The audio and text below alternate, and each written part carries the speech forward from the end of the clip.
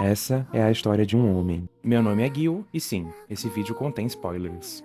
Em um passado muito distante, o Rei Dragão, em toda sua revolta, aliou-se a seres de fora do planeta para tentar derrotar o atual deus regente, conhecido como Princípios Celestiais, que veio de além do Mar de Estrelas e destronou os dragões soberanos, encerrando assim a soberania dessas titânicas criaturas sobre o mundo. Somente um grande poder seria capaz de rivalizar com tamanha divindade, mas o risco era grande demais e definitivamente não valeu a pena para ninguém. Assim, irrompeu a Segunda Grande Guerra de Teyvat, que afetou a todos, principalmente as três Irmãs da Lua, concebidas nos primórdios do mundo, criadas pelo próprio Rei Dragão soberano de outrora, Nibelung. Como ele deve ter chorado amargamente ao ver o que a rebelião tinha causado no mundo. Ele sabia do risco a se correr, mas com certeza nem o próprio Rei Dragão esperava tamanha devastação. Aqui nós já podemos vislumbrar um prelúdio do que o desespero pode causar, mas essa história não é sobre ele. Essa é a história de um homem. Arya, Canon e Sonnet, as três deusas da lua, nunca mais poderiam ser as mesmas. Nunca mais poderiam estar juntas novamente, pois suas vidas haviam sido permanentemente destroçadas por aquele poder tremendo e destruidor do abismo. Das três luas que haviam no céu, a eterna, maior delas, foi estilhaçada em várias partes. A do meio restou, fria como um cadáver, chamada justamente de Lua Gelada. E a menor delas, a Lua Iridescente, desapareceu no mundo, mas esta história também não é sobre elas. Acreditou-se então que, por ser pequena, os fragmentos da Lua Iridescente haviam sido totalmente pulverizados, e nada havia restado. O que ninguém sabia é que ela agora jazia em um espaço alternativo, nas profundezas da dimensão abissal. Ora, diante de uma morte tão súbita, brutal e até prematura, nada além de desespero nos resta. E então nós tentamos nos apegar a qualquer fio de esperança em busca de salvação. É uma pena que nem sempre os fios sejam feitos de um bom material. Eu não quero morrer. Morrer assim, morrer agora, é terrível demais. Eu quero viver, clamava a deusa da lua iridescente. E ao encarar o iminente caminho da morte, ela desviou seu olhar para um abismo profundo, que a encarou de volta e respondeu ao seu desespero. Aquele poder misterioso e alienígena prometeu a ela.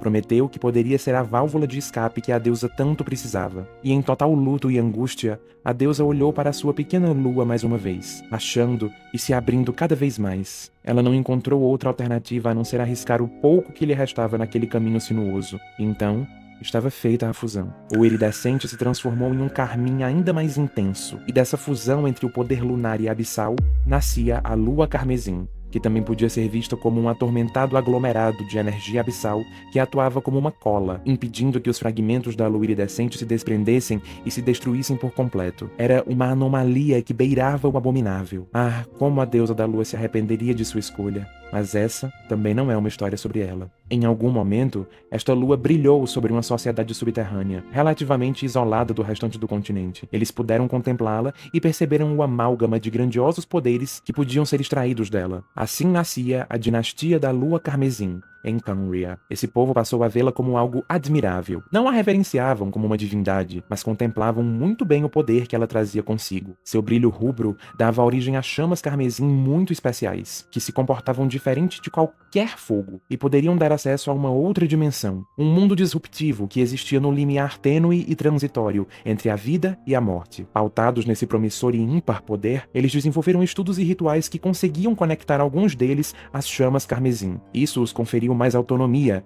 isso os servia como combustível, independente do olhar dos céus. Mas essa história também não é sobre esse povo, não só sobre eles. Não haveriam limitações que pudessem pará-los. Era progresso demais, era poder demais. Mas nem mesmo tudo isso foi capaz de deter a rebelião interna, que eclipsou a lua carmesim e tombou toda a dinastia. Assim, nasceu uma nova soberania sobre aquele povo, um novo reinado, um novo grupo dominante. Assim, era concebida a dinastia Eclipse, sob o comando do audaz rei Irmin.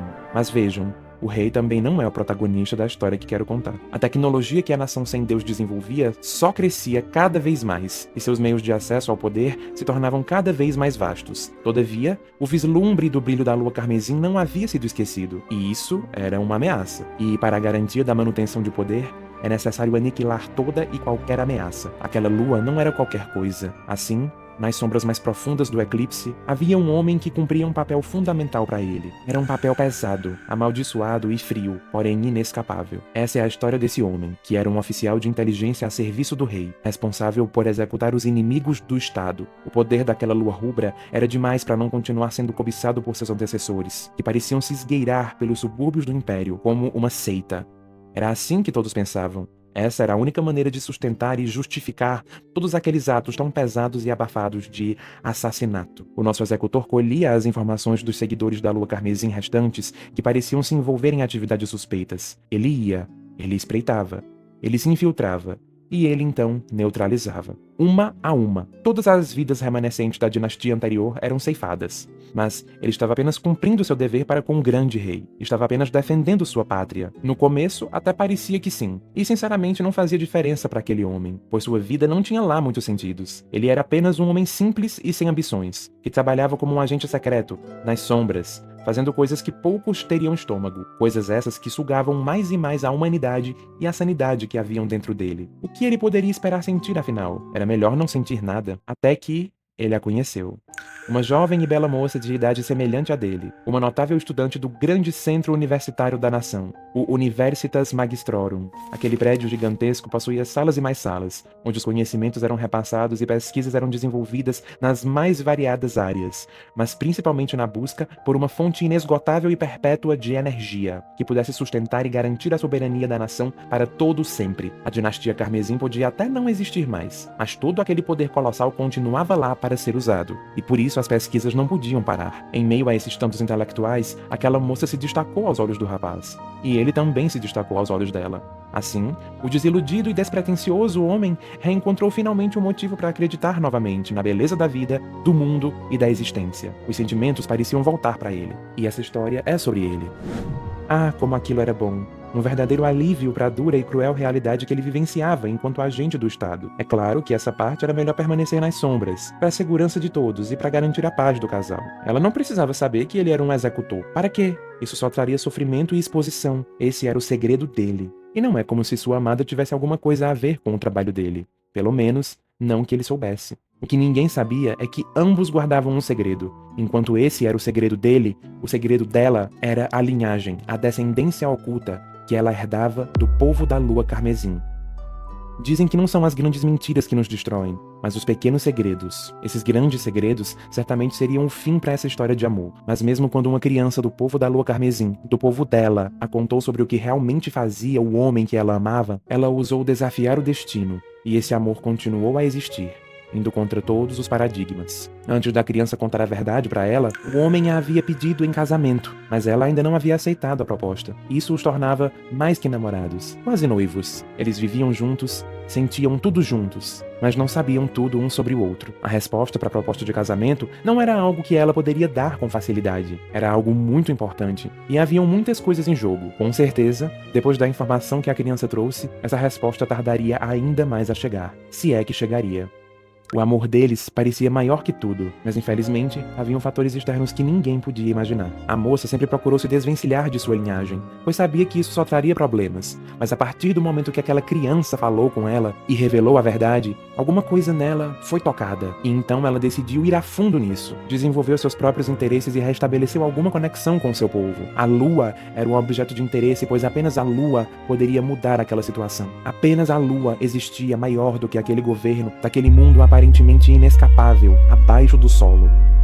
Conforme o tempo passou, a sede de sangue do rei só aumentava, e enquanto a mulher se desenvolvia em suas pesquisas e atividades de campo, sempre a serviço da coroa, mas sobretudo por si mesma, ele, o seu namorado, continuava com sua lista de execuções, se perguntando quando tudo aquilo acabaria, e quando ele poderia apenas ser feliz em paz ao lado de sua amada. Infelizmente, o futuro realmente não parecia corroborar com a felicidade deles, e infelizmente também, logo eles descobririam isso. Em um simples momento de lazer e descontração, o homem saiu junto com um de seus grandes amigos, chamado Dainsleif. Esse amigo levou seu irmão mais velho, que já era conhecido por quase todo o reino, devido ao alto cargo que ocupava. O irmão mais velho de Dainsleif se chamava Vedorfolnir, e todos sabiam que ele era um alto membro do Conselho do Rei, respondendo diretamente a Vossa Majestade. Dainsleif também não era qualquer um. Ele era um grande capitão da guarda do rei. Mas seu irmão, ele carregava um poder muito especial, que poderia facilmente ser chamado de fardo. Vedorfolnir possuía o título de O Visionário, pois conseguia ver o futuro das coisas e o futuro do mundo.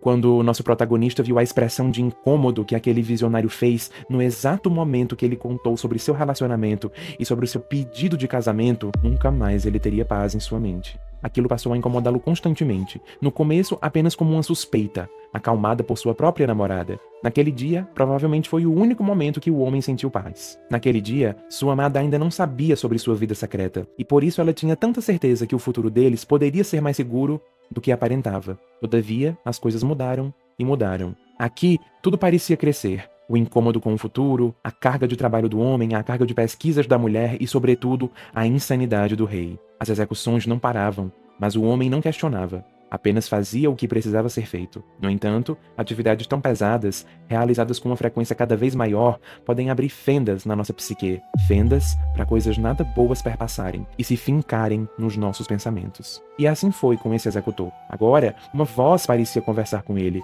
sempre o lembrando da grande desgraça que poderia estar esperando por ele na próxima esquina do futuro. Sempre o lembrando de todo o sangue que ele carregava nas mãos, e sempre o torturando com um grande segredo que ele escondia de sua própria amada.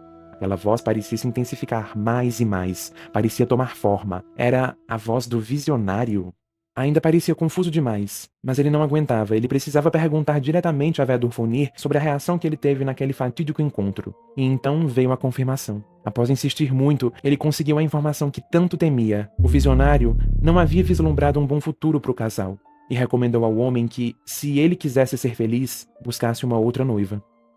Que absurdo, aquilo doeu mais do que a pior das estocadas no peito do homem, mas ainda assim ele não se rendeu. Ele iria insistir, ele queria correr o risco. Mal sabia ele que ela também já havia tomado a exata mesma escolha, mas logo ele descobriria.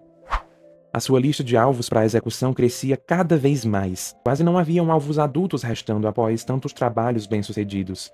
Mas o rei não queria deixar nenhuma ponta solta. Ele não pararia nas crianças. E realmente não parou. Elas também deveriam ser executadas. Uma a uma, o executor recebia suas fichas. Não importavam se tinham apenas 14, 10, 8, 6 anos. Não fazia diferença. Inimigos do Estado deveriam ser neutralizados. Sempre foi assim e deveria continuar sendo. O homem tentava justificar aqueles atos para si mesmo, enquanto executava todas as ordens do rei soberano. A mulher sabia que mais cedo ou mais tarde sua cabeça poderia ser a próxima na lista, mas o homem não. O homem não fazia ideia, até que o momento mais temido por ela chegou, sem que ela soubesse, claro. O próximo alvo da lista do homem era ela. Exatamente ela. Ele ficou completamente estarrecido, pois foi somente naquele momento que ele soube que ela também fazia parte do povo que ele assassinou por tanto tempo. Mas aquilo, não.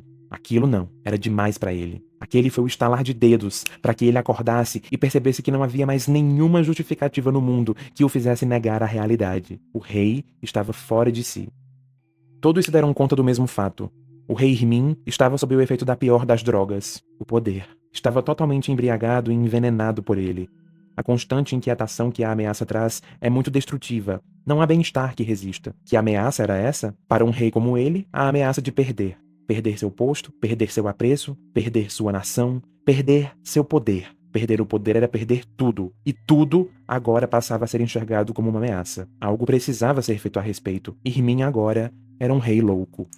Finalmente, o homem ousou desobedecer a uma ordem do rei. Ele poupou seus alvos, sendo um deles uma menina muito especial. Foi curioso como naquele momento ele conheceu a insanidade. A menina dizia que queria viver, que só queria viver, nada mais. E não havia nada errado naquilo, mas era exatamente aquilo que todos os alvos dele falavam antes de serem executados. Ele deixou que aquela jovem menina saísse viva, desde que ela prometesse que nunca seria descoberta, que iria para longe e nunca mais seria encontrada. Do contrário, ele não teria escolha a não ser fazer com ela o que sempre fez com todas as outras. A criança conseguiu sair ilesa, e mal sabia o homem que aquela jovem menina era justamente uma amiga de sua namorada, e que conseguiu escapar com sucesso devido à ajuda da própria Tholindis. Tholindis. Esse era o nome de sua amada, e foi aquela mesma menina quem contou a Tholindis que a criança que outrora havia alertado ela sobre o real trabalho de seu namorado também havia sido uma das tantas vítimas dele. Mas nem isso foi forte o suficiente para separar o amor que os unia. Pela primeira vez o homem havia desobedecido uma ordem real. Aquela desobediência era libertadora, mas não anulava tudo o que ele já havia feito, e tudo o que ainda era esperado dele. E a voz em sua cabeça continuava. Ela o torturava, sempre fazendo ele lembrar do quão sem saída ele estava cada vez mais. Já nem em seus treinos ele tinha paz. A cognição dele já não conseguia ficar tranquila. E assim foi, até que, em uma noite, Densleif bateu à sua porta em altas horas, clamando por socorro. O amigo contou que seu irmão, Vedurfolnir, havia sido preso no calabouço do palácio por suposta traição à corte. Seus olhos haviam sido arrancados como castigo, e ele agora estava enclausurado em uma cela, sob as mesmas condições subhumanas que os prisioneiros do Estado sempre eram submetidos. Aquela era a última gota d'água que não faltava para uma revolta. Vedurfolnir sempre foi leal ao rei, e sempre ocupou um dos cargos mais próximos ao soberano. Como o rei era capaz de fazer aquilo agora? Era realmente uma total insanidade. Densleif, que era um renomado capitão cavaleiro da Guarda Real, sabia exatamente as ferramentas que poderia usar para mudar aquela situação. Algo precisava ser feito, e algo iria ser feito. Mas essa história também não é sobre os dois irmãos. Densleif então elaborou um plano formidável e impecável, convocando 4 conhecidos em comum consigo, amigos dele e de seu irmão. Todos ocupavam altos cargos em Khaenri'ah, e eram muito poderosos e influentes, sendo as pessoas perfeitas para fazer o rei cair em si, ou para destroná-lo. Eu disse que todas eram influentes, mas o nosso protagonista era a exceção. Ele era o mais humilde dentre todos eles. Aquele que vivia uma vida resoluta, longe dos holofotes, longe da boca do povo, e incumbido de cumprir um trabalho repugnante, mas que precisava ser feito, pelo menos até então. Com suas habilidades furtivas, ele mesmo ficou encarregado de libertar o irmão do amigo, enquanto os outros confrontavam o rei ou lidavam com o restante dos soldados. Mas, ao chegar na cela, ambos conversaram. Vedurfolnir revelou que havia sido castigado e trancado apenas por ter alertado o rei que ele havia abandonado a razão na sua obsessão por poder, e o visionário o alertou que se ele continuasse naquele caminho, Khaenri'ah cairia. Mas claro, o rei não escutou. Ele o esfaqueou pelas costas e o trancafiou. Todavia, aos olhos do nosso protagonista, aquilo não era tão súbito assim. Pessoas com um poder tão grande como o de Vedurfolnir seriam naturalmente temíveis ou suspeitas. E o visionário, mesmo sem seus olhos e curiosamente sem o seu poder, agora parecia vislumbrar algo novo, pela primeira vez, após ser cegado. O visionário sabia que aquele homem não estava ali por uma causa nobre, não somente para mudar o mundo. Ele estava ali por interesse próprio. Ele planejava obter o perdão real. Quer o rei caísse em si ou quer o governo mudasse, ele poderia se ver livre de seus problemas e de sua desobediência. Quando o nosso protagonista questionou o visionário sobre o fato de ele falar em sua cabeça por todo aquele tempo, a reação de Vedurfolnir o pegou de surpresa. O visionário nunca havia feito aquilo. E ele riu. Riu do jeito mais estranho e macabro que o homem já havia visto na vida. Como se tivesse tido uma epifania. My voice? In your head?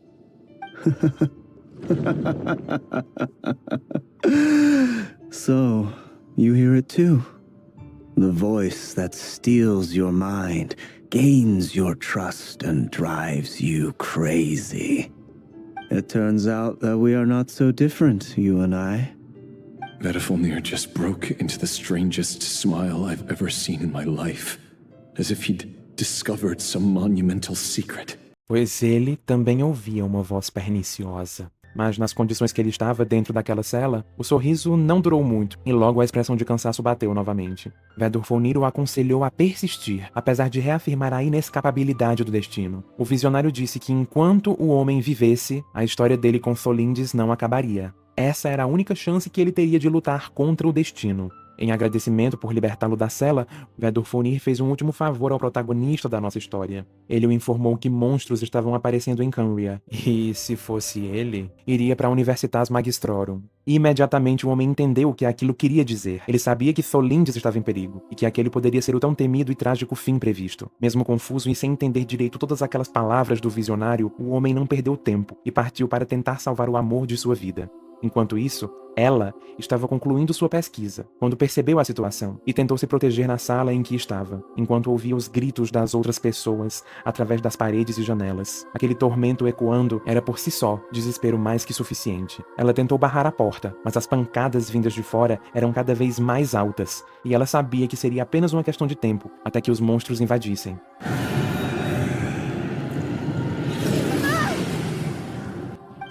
Stay back! Please stay back! Please!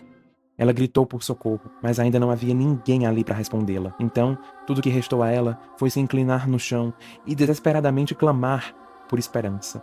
Assim como no começo da história, o desespero volta a aparecer com força aqui. Quando as bestas estavam prestes a entrar para destruí-la, um portal se abriu para ela no fundo da sala. E além do abismo que havia dentro dele, era possível contemplar um semblante da lua? Era aquilo. Só podia ser.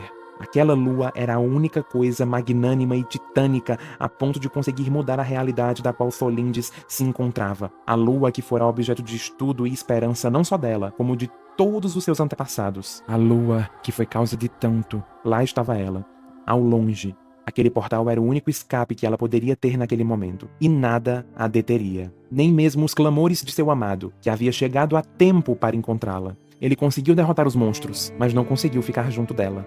Quando ele chegou, ela revelou para ele que sabia de tudo há um bom tempo, e que não haveria condições para eles serem felizes juntos. Não com o mundo sendo como era naquele momento, não com aquela realidade tão cruel, tão imutável, mas aparentemente poderia haver um jeito de mudar tudo.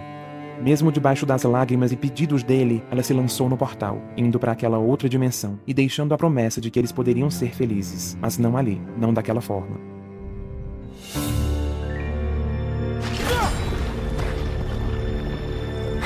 What's that? Reverie! So the rumors about your work are true. What? No! Listen, something happened at the palace tonight. We have to leave! You don't need to lie to me anymore. What do you mean? I know why you're worried, and I will respect the decision you've made. But it's okay, because I found a solution.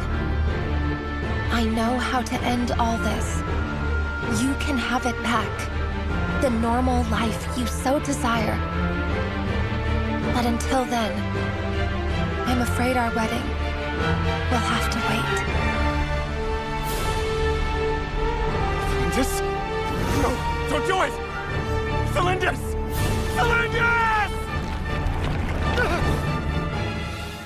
O portal se fechou antes que ele pudesse persegui-la, e então o desespero tomou conta do homem. Ah, o desespero. A voz que o atormentava há tanto tempo e o tentava convencer de algo, agora se manifestou mais forte do que nunca. Ela era algo como uma entidade, era uma presença, era o abismo. Mas o homem ainda não sabia disso. O que ele sabia é que ele havia perdido tudo, mas aquela voz ofereceu uma oportunidade de mudar tudo. Um poder capaz de romper paradigmas e de quebrar a realidade, para modificá-la. Um poder milagroso que podia salvar tudo. Ora, que conveniente. Assim como fora anteriormente para a lua iridescente, aquele poder agora poderia possibilitá-lo de abrir um novo portal e conseguir ir para o mesmo lugar onde Solindes havia ido. Ele poderia então procurar por ela. Que outra escolha ele tinha? Aquilo era tudo que importava para ele.